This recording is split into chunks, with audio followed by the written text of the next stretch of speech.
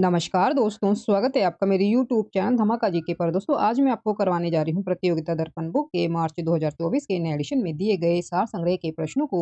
दोस्तों सार संग्रह में विभिन्न विषयों से प्रश्न दिए जाते हैं जो कि आपकी आने वाली परीक्षाओं के लिए बहुत ही मोस्ट इंपोर्टेंट होते हैं।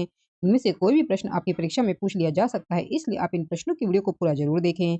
और वीडियो में दिए गया कंटेंट पसंद आए तो प्लीज वीडियो को लाइक और शेयर जरूर करें।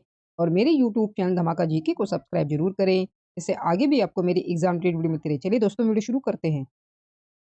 दोस्तों सार संग्रह में हमारे प्रश्न शुरू हो रहे हैं भारतीय इतिहास एवं संस्कृति से संबंधित प्रश्नों से। दोस्तों हमें पहला प्रश्न दिया गया है, इस उभारदार मूर्ति शिल्प शिलालेख में अशोक के प्रस्तर रूप चित्र के साथ राण्य अशोक राजा अशोक उल्लिखित है। इस उभारदार मूर्ति शिल्प शिलालेख में अशोक के प्रस्तर रूप चित्र के साथ राण्य अशोक राजा अशोक उल्लिखित है। दोस्तों आंसर है इसका कंगन हल्ली। आंसर है दोस्तों इसका कंगन हल्ली शिलालेख। अशोक के शासन में आयोजित बौद्ध संगति का अध्यक्ष था मोगलीपुत्र तिस्से। अशोक के शासन में आयोजित बौद्ध संगति का अध्यक्ष था मोगलीपुत्र तिस्से। लगभग तृतीय शताब्दी ईसा पूर्व में प्रथम जैन संगोष्ठी कहाँ प्रायोजित हुई थी। दोस्तों आंसर इसका पाटलिपुत्र में। लगभग तृतीय शताब्दी ईसा पूर्व में प्रथम जैन संगोष्ठी कहाँ प्रायोजित हुई थी, पाटलिपुत्र में। चंदेल साम्राज्य का जेजाबुक्ति नामक किस चंदेल राजा के नाम से उत्पन्न हुआ। चंदेल साम्राज्य का जेजाग भुक्ति नाम किस चंदेल राजा के नाम से उत्पन्न हुआ। दोस्तों आंसर इसका जय शक्ति। जय शक्ति। किस गुरु ने जहांगीर के पुत्र राजकुमार खुसरो को संरक्षण प्रदान किया था। दोस्तों आंसर इसका गुरु अर्जुन देव ने। गुरु अर्जुन देव ने। इस अभिलेख में अशोक ने कहा है कि सभी संप्रदायों के सार तत्व की वृद्धि हो। दोस्तों आंसर इसका 12वां शिलालेख। 12वां शिलालेख। भागवत धर्म से संबंधित प्राचीनतम अभिलेख के साक्ष्य मिलता है हेलियोडोरस का बेस नगर स्तंभ लेख। हेलियोडोरस का बेस नगर स्तंभ लेख। 8वां प्रश्न दोस्तों, निकोलो मनुची जिसने औरंगजेब के शासन काल का विवरण दिया है, निवासी था रोम का। निकोलो जो मनुची था दोस्तों वो निवासी था रोम का, और इसने जो है वो औरंगजेब के शासन काल का विवरण दिया था। तैमुजिन नाम का मंगोल आक्रमणकारी इतिहास में किस नाम से प्रसिद्ध है। दोस्तों आंसर इसका चंगेज खान। Genghis Khan. तैमुजिन नाम का मंगोल आक्रमणकारी इतिहास में चंगेज खान के नाम से प्रसिद्ध है। मौर्य प्रशासन में लक्षण अध्यक्ष होता है टकसाल का अध्यक्ष। मौर्य प्रशासन में लक्षण अध्यक्ष होता है टकसाल का अध्यक्ष। दोस्तों आगे हमारे पास विषय राष्ट्रीय स्वतंत्रता आंदोलन से संबंधित प्रश्नों से। दोस्तों इसमें हमारा 11वां प्रश्न दिया गया है, वर्ष 1929 में जारी किए गए दीपावली घोषणा पत्र का संबंध था। दोस्तों आंसर इसका डोमिनियन स्टेटस से। वर्ष 1929 में जारी किए गए दीपावली घोषणा पत्र का संबंध था डोमिनियन स्टेटस से। 12वां प्रश्न है, ब्रिटिश शासन एवं भारतीय रियासती राज्यों के मध्य संबंधों की परिभाषा सर्वोच्चता ही सर्वोच्च है करने वाला कमीशन कौन सा था। दोस्तों आंसर इसका Butler commission. Butler commission. Bharat में धन निष्कासन को किसने ईव ऑफ एस एवेरिस की संज्ञा दी थी। दोस्तों आंसर इसका दादा भाई नौरोजी ने। दादा भाई नौरोजी ने। प्लान इकोनॉमिक फॉर इंडिया 1934 नामक पुस्तक का लेखक कौन था। M Visvesvaraya. M Visvesvaraya. Plan economic for India 1934 नामक पुस्तक का लेखक थे एम विश्वेश्वरैया।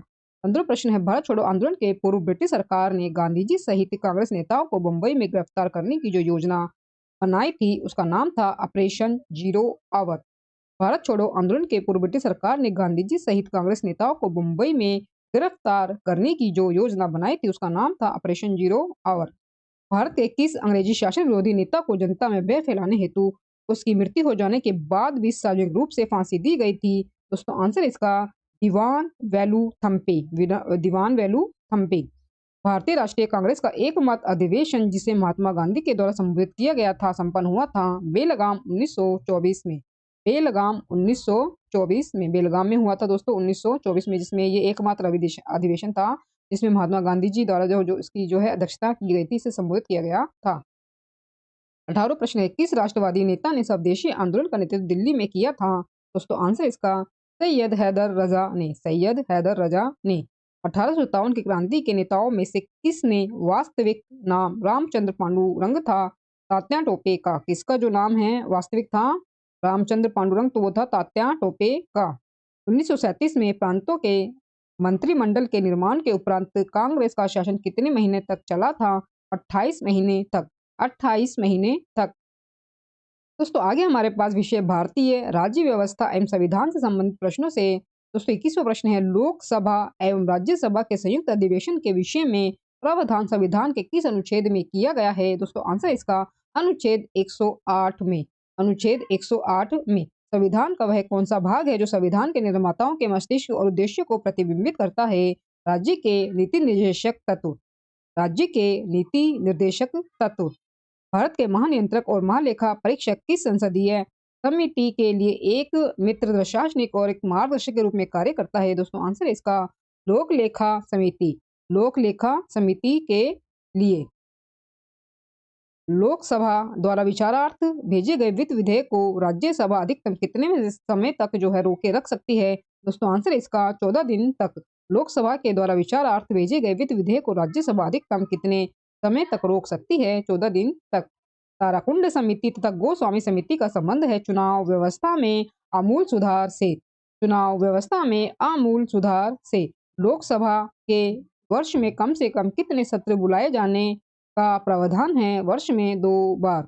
लोकसभा के वर्ष में कम से कम कितने सत्र बुलाए जाने का प्रावधान है? वर्ष में 2 बार। वर्ष में कम से कम 2 बार। किसी विधानसभा में कोई धन विधेयक किसकी अनुमति के बिना प्रस्तुत नहीं किया जा सकता है? दोस्तों आंसर इसका राज्यपाल की। राज्यपाल की। कोई व्यक्ति भारत के अटॉर्नी जनरल बनने की योग्यता प्राप्त कर लेता है तो यदि वह किस पद की योग्यता प्राप्त कर ले? दोस्तों आंसर इसका सुप्रीम कोर्ट के न्यायाधीश की। कोई व्यक्ति भारत के अटॉर्नी जनरल बनने की योग्यता प्राप्त कर लेता है यदि वह किस पद की योग्यता प्राप्त कर ले? दोस्तों आंसर इसका सुप्रीम कोर्ट का न्यायाधीश की। सबसे बड़ा न्यायिक क्षेत्र किस उच्च न्यायालय का है? गुवाहाटी उच्च न्यायालय का। गुवाहाटी उच्च न्यायालय का। मोर भारत का राष्ट्रीय पक्षी कब घोषित किया गया? 1963 में। 1963 में। मोर भारत का राष्ट्रीय पक्षी कब घोषित किया गया? वर्ष 1963 में। दोस्तों आगे हमारे पास विषय भारत एवं विश्व का भूगोल से संबंधित प्रश्न दिए गए हैं हमें आगे। हमारा प्रश्न 31वां, भारत के दक्कन के पठार पर बेसाल्ट निर्मित लावा शेलों का निर्माण हुआ है क्रिटेशियस युग से। भारत के दक्कन के पठार पर बेसाल्ट निर्मित लावा शेलों का निर्माण हुआ है क्रिटेशियस युग से। यह चिन्हिम नद का स्थित है नुब्रा घाटी के उत्तर में। इस नदी के ऊपर मार्ग में मीठा जल का परंतु निचले भाग में खारे जल का प्रवाह मिलता है लूनी नदी में। लूनी नदी में। पृथ्वी के तरल अभ्यंतर से भिन्न चंद्रमा का अभ्यंतर है शयान द्रव। शयान द्रव। पृथ्वी के तरल अभ्यंतर से भिन्न चंद्रमा का अभ्यंतर है शयान द्रव। 35वां दोस्तों प्रश्न में दिया गया है, भूपट्टी में बहुतायात से पाए जाने वाला रासायनिक तत्व है ऑक्सीजन। भूपट्टी में बहुतायात से पाए जाने वाला रासायनिक तत्व है ऑक्सीजन। एक ग्रह के दिन का मान और उसके अक्ष का झुकाव लगभग पृथ्वी के दिन का मान और झुकाव के समतुल्य है। ये सही है मंगल के विषय में। मंगल ग्रह के विषय में। पृथ्वी की भूमध्य रेखा की कुल लंबाई है लगभग 40,075 किलोमीटर। पृथ्वी के भूमध्य रेखा की कुल लंबाई है लगभग 40,075 किलोमीटर। मकर संक्रांति के समय कर्क रेखा पर दोपहर के सूर्य का उताश होता है 43 डिग्री। 43 डिग्री। 43.0 डिग्री। दोस्तों वीडियो में दिए गए कंटेंट पसंद आ रहा हो तो प्लीज वीडियो को लाइक और शेयर जरूर करें और मेरे यूट्यूब चैनल धमाका जीके को सब्सक्राइब जरूर करें जिससे आगे भी आपको मेरी एग्जाम रिलेटेड वीडियो मिलती रहे। दोस्तों हम आगे बढ़ते हैं। प्रश्न हमें दिया गया है 39वां प्रश्न, भूमध्य रेखा, कर्क रेखा और मकर रेखा तीनों किस महाद्वीप से गुजरती हैं? अफ्रीका महाद्वीप से। भूमध्य रेखा, कर्क रेखा और मकर रेखा तीनों किस एक महाद्वीप से गुजरती हैं? अफ्रीका महाद्वीप से। ज्वालामुखियों में से किसे भूमध्य सागर का प्रथम स्तंभ कहा जाता है? स्ट्रोम्बोली को। ज्वालामुखियों में से किसे भूमध्य सागर का प्रथम स्तंभ कहा जाता है? स्ट्रोम्बोली को। स्ट्रोम्बोली को। दोस्तों आगे हमारे पास विषय पर्यावरण एवं जैव विविधता से संबंधित प्रश्नों से प्रश्न है दोस्तों 41वां, पारिस्थितिकी तंत्र में एक पोषी स्तर से दूसरे पोषी स्तर में स्थानांतरण से ऊर्जा की मात्रा घटती है। पारिस्थितिकी तंत्र में एक पोषी स्तर से दूसरे पोषी स्तर में स्थानांतरण से ऊर्जा की मात्रा घटती है। पारिस्थितिकी तंत्र में तत्वों के चक्रण को क्या कहते हैं? जैव भू रासायनिक चक्र। जैव भू रासायनिक चक्र। घास स्थलों में वृक्ष पारिस्थितिकी अनुक्रमण के अंश के रूप में किस कारण घासों को प्रतिस्थापित नहीं करते हैं? आंसर दोस्तों इसका जल की सीमाओं एवं आग के कारण। जल की सीमाओं एवं आग के कारण। यूनेस्को द्वारा मैन एंड बायोस्फीयर प्रोग्राम यानी कि मैप की शुरुआत हुई थी वर्ष 1971 में। वर्ष 1971 में। ग्रेट हिमालय राष्ट्रीय पार्क जिसे यूनेस्को ने विश्व धरोहर स्थल घोषित किया है स्थित है हिमाचल प्रदेश में। हिमाचल प्रदेश में। ग्रेट हिमालय राष्ट्रीय पार्क जिसे यूनेस्को ने विश्व धरोहर स्थल घोषित किया है स्थित है ये हिमाचल प्रदेश में। भारत का प्रथम national centre for marine biodiversity NCMB किस शहर में स्थित है? जामनगर गुजरात में। रांची ग्राम राष्ट्रीय उद्यान किससे संबंधित है? हंगुल या कश्मीरी स्टैग से। किस पारिस्थितिकी तंत्र में पौधों का जैविक पदार्थ अधिकतम है? उष्णकटिबंधीय वर्षावन में। किस पारिस्थितिकी तंत्र में पौधों का जैविक पदार्थ अधिकतम है? उष्णकटिबंधीय वर्षावन में। 49वां दोस्तों प्रश्न है, UNEP UN environment programme UNEP का मुख्यालय अवस्थित है? नैरोबी में। जीव मंडल आरक्षित परिरक्षण क्षेत्र है? अनुवांशिक भिन्नता के। दोस्तों आगे हमारे पास विषय भारतीय अर्थव्यवस्था से संबंधित प्रश्न हमें दिए गए हैं। प्रश्न दोस्तों हमारा 51वां प्रश्न, करों और सरकारी कामकाज के निर्वाह में हुई अन्य प्राप्तियों से संघीय सरकार को प्राप्त हुआ समूचा राजस्व जमा होता है भारत की संचित निधि में। करों और सरकारी कामकाज के निर्वाह में हुई अन्य प्राप्तियों से संघीय सरकार को प्राप्त हुआ समूचा राजस्व जमा होता है भारत की संचित निधि में। भारत की संचित निधि से निधि निकालने के लिए किसका अनुमोदन यानी कि स्वीकृति अनिवार्य होती है? भारत की संसद की। यदि वार्षिक संघीय बजट लोकसभा द्वारा पारित नहीं होता है तो आंसर दोस्तों इसका प्रधानमंत्री अपनी मंत्रिपरिषद का त्याग पत्र दे देता है। यदि वार्षिक संघीय बजट लोकसभा के द्वारा पारित नहीं होता है तो प्रधानमंत्री अपनी मंत्रिपरिषद का त्याग पत्र दे देता है। भारत में किसे प्रति व्यक्ति आय की गणना हेतु प्रयुक्त किया जाता है? निव्वल राष्ट्रीय आय का। भारतीय अर्थव्यवस्था के संदर्भ में खुला बाजार प्रचलन किसे निर्दिष्ट करता है? आरबीआई के द्वारा सरकारी प्रतिभूतियों का क्रय और विक्रय। जोखिम पूंजी से क्या तात्पर्य है? जोखिम पूंजी यानी कि वेंचर कैपिटल से क्या तात्पर्य है? दोस्तों आंसर है इसका नए उद्यमियों को उपलब्ध कराई गई दीर्घकालिक प्रारंभिक पूंजी। जोखिम पूंजी वेंचर कैपिटल से क्या तात्पर्य है? नए उद्यमियों को उपलब्ध कराई गई दीर्घकालिक प्रारंभिक पूंजी। माल्थस ने दी माल्थुसियन थ्योरी नामक प्रसिद्ध सिद्धांत को प्रतिपादित किया जो संबंधित है जनसंख्या से भारत में विदेशी विनिमय संचय का रख रखाव किसके द्वारा किया जाता है?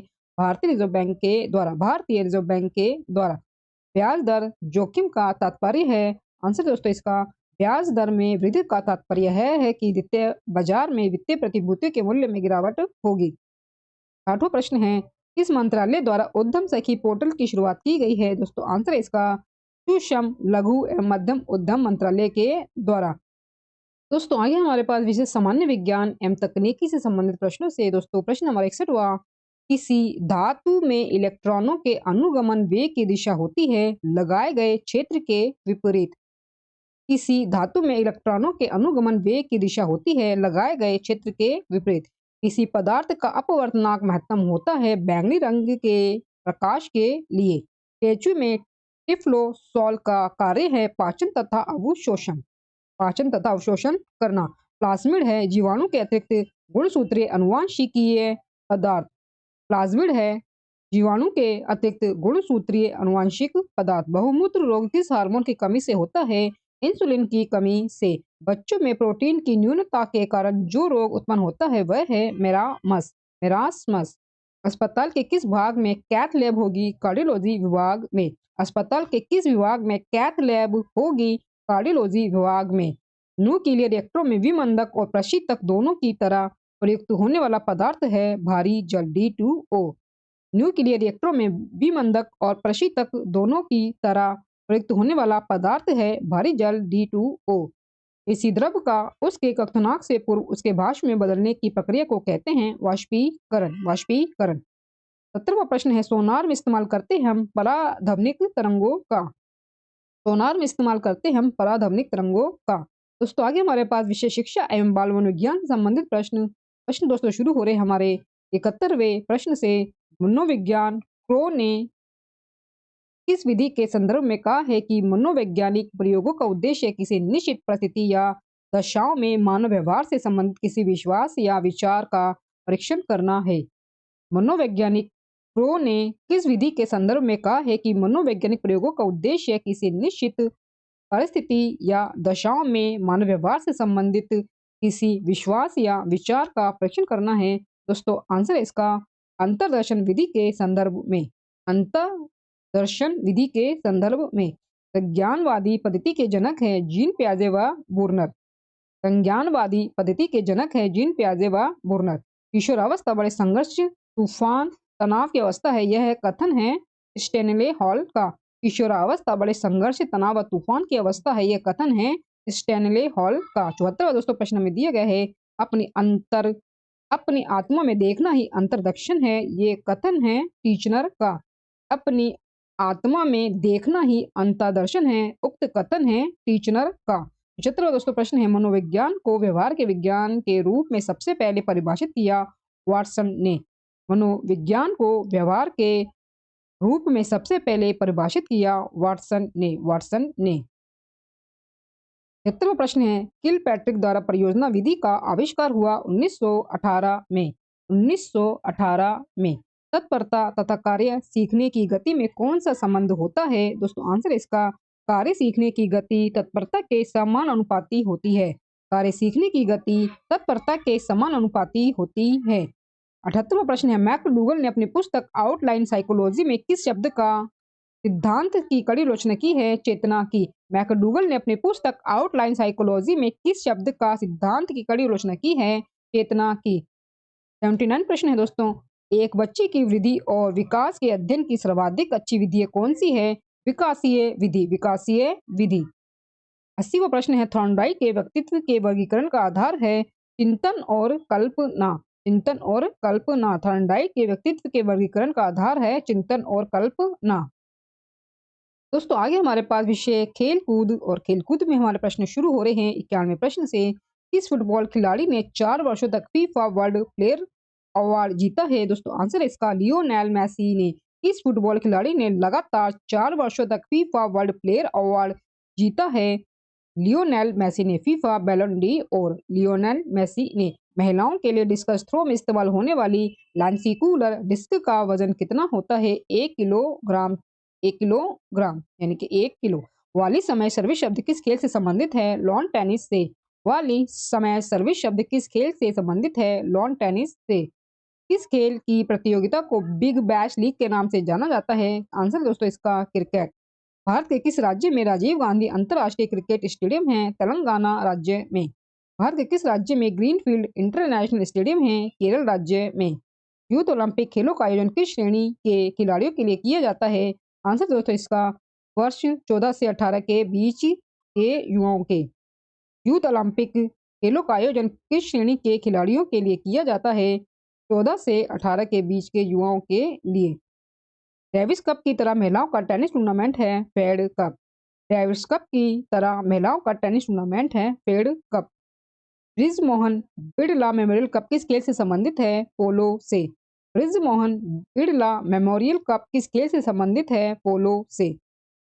2 ओलंपिक पदक जीतने वाले पहले भारतीय कौन हैं? दोस्तों आंसर इसका सुशील कुमार। 2 ओलंपिक पदक जीतने वाले पहले भारतीय कौन हैं? दोस्तों आंसर इसका सुशील कुमार। सुशील कुमार। दोस्तों आगे हमारे पास विषय कृषि और दोस्तों कृषि में प्रश्न हमारे शुरू 101वें प्रश्न से। गन्ना को कायिक प्रवर्धन के द्वारा क्यों बोया जाता है? दोस्तों आंसर है इसका क्योंकि गन्ना में बीज पैदा नहीं होते हैं। गन्ना को कायिक प्रवर्धन के द्वारा क्यों बोया जाता है? दोस्तों आंसर है इसका क्योंकि गन्ना में बीज जो है वो पैदा नहीं होते हैं। प्याज के कौन से भाग में खाद जमा होता है? दोस्तों आंसर इसका शल्क पत्र। शल्क पत्र। प्याज के कौन से भाग में खाद जमा होता है? दोस्तों आंसर इसका शल्क पत्र। प्याज में खाने योग्य फूला हुआ अंश को क्या कहते हैं? दोस्तों आंसर इसका वायव तना। प्याज में खाने योग्य फूला हुआ अंश को क्या कहते हैं? वायव तना। जो फसल अक्टूबर में बोई जाती है और अप्रैल में काट ली जाती है क्या कहलाती है? रबी की फसल। रबी की फसल। जो फसल जुलाई में बोई जाती है और अक्टूबर में काटी जाती है वह कौन सी फसल होती है? खरीफ की फसल। खरीफ की फसल। जो फसल रबी और खरीफ की फसल के बीच तैयार की जाती है वह कौन सी है? दोस्तों आंसर इसका जायद की फसल। जो फसल रबी और खरीफ की फसल के बीच तैयार की जाती है वह कौन सी है? जायद की फसल। रबी की फसल कौन कौन सी है? दोस्तों आंसर इसका गेहूं, चना, जौ, मटर, सरसों, आलू आदि। रबी की फसल कौन कौन सी है? गेहूं, चना, जौ, मटर, सरसों, आलू आदि। और खरीफ की फसल कौन कौन सी है? ज्वार, बाजरा, मक्का, चावल, तिल आदि। जायद की फसल कौन कौन सी है? खरबूजा, ककड़ी, खीरा आदि। 110 प्रश्न है बिना मिट्टी के पौधों को उगाने की विधि को क्या कहते हैं? हाइड्रोपोनिक्स। हाइड्रोपोनिक्स। बिना मिट्टी के पौधों को उगाने की विधि को क्या कहते हैं? दोस्तों आंसर इसका हाइड्रोपोनिक्स। हाइड्रोपोनिक्स। दोस्तों आगे हमारे पास विषय कंप्यूटर ज्ञान और दोस्तों कंप्यूटर ज्ञान में हमारे प्रश्न शुरू हो रहे हैं 111 प्रश्न से। प्रश्न दोस्तों दिया गया है 111वां। कंप्यूटर में डॉक्यूमेंट को सेव करने के लिए किस कमांड का इस्तेमाल किया जाता है? दोस्तों आंसर इसका कंट्रोल प्लस एस का। कंट्रोल प्लस एस का। कंप्यूटर में डॉक्यूमेंट में मौजूद टेक्स्ट को कट करने के लिए किस कमांड का इस्तेमाल किया जाता है? कंट्रोल प्लस एक्स का। कंप्यूटर में डॉक्यूमेंट में मौजूद टेक्स्ट को कॉपी करने के लिए किस कमांड का इस्तेमाल किया जाता है? कंट्रोल प्लस सी का। कंट्रोल प्लस सी का। कंप्यूटर में डॉक्यूमेंट को प्रिंट करने के लिए किस कमांड का इस्तेमाल किया जाता है? कंट्रोल प्लस पी का। कंट्रोल प्लस पी का। कीबोर्ड में फंक्शन की कितनी होती है? दोस्तों आंसर है इसका 12। रोज का पूरा नाम क्या है? Disk operating system. वाईफाई का पूरा नाम क्या है? Wireless Fidelity. वाईफाई का पूरा नाम क्या है? Wireless Fidelity. 118 प्रश्न है दोस्तों। सीपीयू से कंप्यूटर के परिधीय उपकरणों में डेटा का स्थानांतरण किसके माध्यम से प्राप्त किया जाता है? दोस्तों आंसर इसका इंटरफेस के द्वारा। सीपीयू से कंप्यूटर के परिधीय उपकरणों में डेटा का स्थानांतरण किसके माध्यम से प्राप्त किया जाता है? इंटरफेस के द्वारा। इंटरफेस के द्वारा। 119 दोस्तों प्रश्न में दिया गया शब्द, आवाज, इमेजिंग और ऐसे कार्य को अनुदित करना जिसे लोग सिस्टम यूनिट प्रोसेस करने वाले प्रारूप में समझ सकते हैं उसे डैश के रूप में जाना जाता है। दोस्तों आंसर इसका इनपुट डिवाइस के रूप में। शब्द, आवाज, इमेजिंग और ऐसे कार्य को अनुदित करना जिसे लोग सिस्टम यूनिट प्रोसेस करने वाले प्रारूप में समझ सकते हैं उसे इनपुट डिवाइस के रूप में जाना जाता है। 120 प्रश्न है। मदरबोर्ड के भागों में डेटा का आदान प्रदान किसके कारण होता है? बस के द्वारा यानी कि बाइनरी यूनिट सिस्टम के द्वारा। बाइनरी यूनिट सिस्टम के द्वारा। दोस्तों आगे हमारे पास विषय विविध और दोस्तों विविध में हमारे प्रश्न शुरू हो रहे हैं 121वें प्रश्न से। 121वां प्रश्न दोस्तों दिया गया है वह प्रदेश कौन सा है जहाँ गरबा नृत्य प्रचलित है? दोस्तों आंसर है इसका गुजरात। सालार जंग संग्रहालय कहाँ स्थित है? हैदराबाद तेलंगाना में। लावी मेले के लिए कौन सा प्रदेश प्रसिद्ध है? हिमाचल प्रदेश। लावी मेले के लिए कौन सा प्रदेश प्रसिद्ध है? हिमाचल प्रदेश। घुमुरा नृत्य किस राज्य का लोक नृत्य है? उड़ीसा का। घुमुरा नृत्य किस राज्य का लोक नृत्य है? उड़ीसा राज्य का। 125वां दोस्तों प्रश्न दिया गया है। दिल्ली का अक्षरधाम मंदिर किस संप्रदाय पंथ के लिए समर्पित है? दोस्तों आंसर है इसका स्वामी नारायण पंथ के लिए। दिल्ली का अक्षरधाम मंदिर किस संप्रदाय पंथ के लिए समर्पित है? स्वामी नारायण पंथ के लिए। 126वां प्रश्न है। महाबलीपुरम में पल्लव के 5 एक चट्टानी मंदिरों में से सबसे बड़ा रथ मंदिर किसका है? धर्मराज का। महाबलीपुरम में पल्लव के 5 एक चट्टानी मंदिरों में से सबसे बड़ा रथ मंदिर किसका है? धर्मराज का। धर्मराज का। वनिठनी नामक प्रसिद्ध चित्रकृति किस चित्रकला से है? किशनगढ़ चित्रकला से। वनिठनी नामक प्रसिद्ध चित्रकृति किस चित्रकला से संबंधित है? दोस्तों आंसर है इसका किशनगढ़ चित्रकला से। किशनगढ़ चित्रकला से। 128वां प्रश्न है। भारतीय शास्त्रीय संगीत में ख्याल और तराना के संस्थापक कौन माने जाते हैं? अमीर खुसरो। प्रसिद्ध नव कलेवर त्योहार किस प्रदेश से संबंधित है? उड़ीसा से। प्रसिद्ध नव कलेवर त्योहार किस प्रदेश से संबंधित है? उड़ीसा से। दोस्तों ये हमारा अंतिम प्रश्न है 130वां प्रश्न। काला घोड़ा नामक कला त्योहार किस त्योहार शहर से संबंधित है? दोस्तों आंसर इसका मुंबई से। काला घोड़ा नामक कला त्योहार किस शहर से संबंधित है? मुंबई से। दोस्तों इसी अंतिम प्रश्न के साथ मार्च 2024 के प्रतियोगिता दर्पण बुक के नए एडिशन में दिए गए सार संग्रह के सभी प्रश्न हमारे पूरे कवर होते हैं। दोस्तों वीडियो में दिए गए कंटेंट पसंद आया हो तो प्लीज वीडियो को लाइक और शेयर जरूर करें और मेरे यूट्यूब चैनल धमाका जीके को सब्सक्राइब जरूर करें। आगे भी आपको मेरी एग्जाम रिलेटेड वीडियो मिलती रहे। दोस्तों मिलते हैं नेक्स्ट वीडियो में टॉपिक के साथ। तब तक के लिए धन्यवाद।